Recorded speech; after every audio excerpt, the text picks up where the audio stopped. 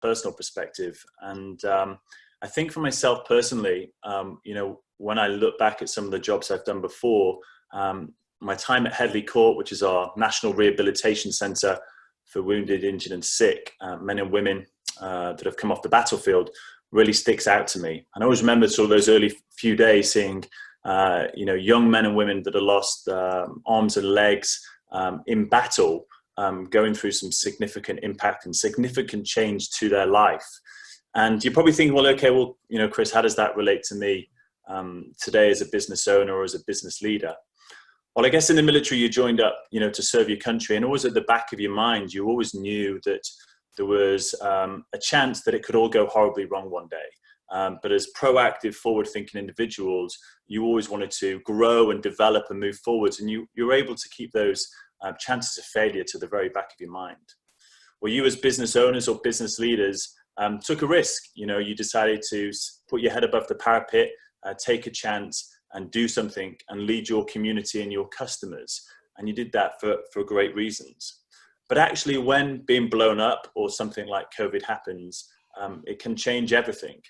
And when I used to look at the boys coming through and the girls on their rehabilitation at Headley Court, initially they were bounded by this common purpose. They'd been to war, they'd been blown up, and now they were recovering together in isolation.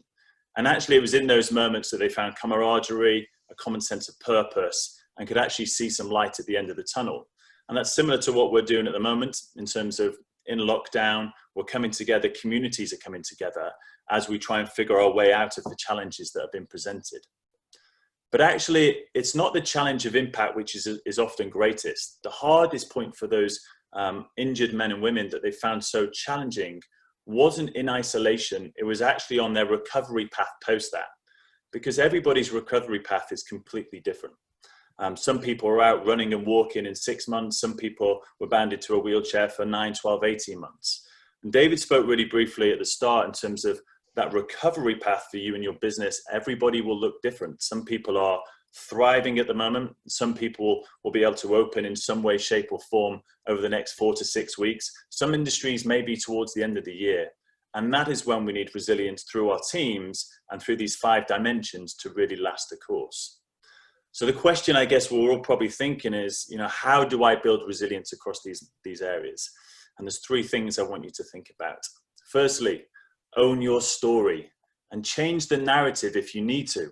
I always remember J.J. Chalmers, a Lance Corporal in the Marines, blown up 2009, 2010. He's had over 60 operations since coming back from war.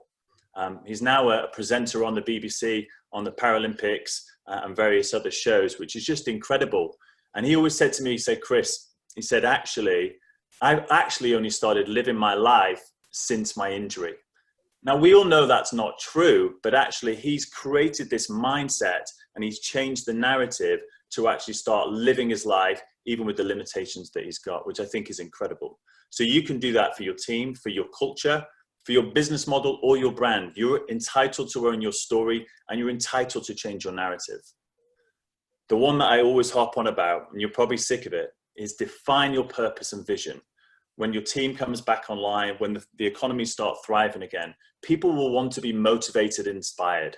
So really be so crystal clear about your purpose and vision. And my third element is make connections. And I always remember, my time over in the Invictus Games in the States, and they always used to say that friends and family have been so important to them on their journey to recovery and back to the top where they want to be.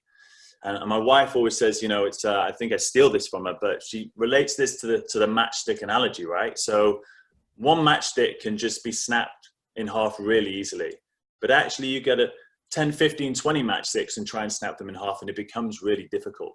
So actually making those connections with your team, with your stakeholders, with your partners is really, really, and your customers is really, really important because that will make you more resilient and allow you to stay the length of the course. So my final question for you today, and it's not something I need you to answer here and now, but as you look at each of those areas, there'll be a feeling around one of those that might not be to where you want it to be at. So what could you do today to positively impact your business resilience for the remainder of this journey? So what could you do today to positively impact your business resilience for the remainder of this journey?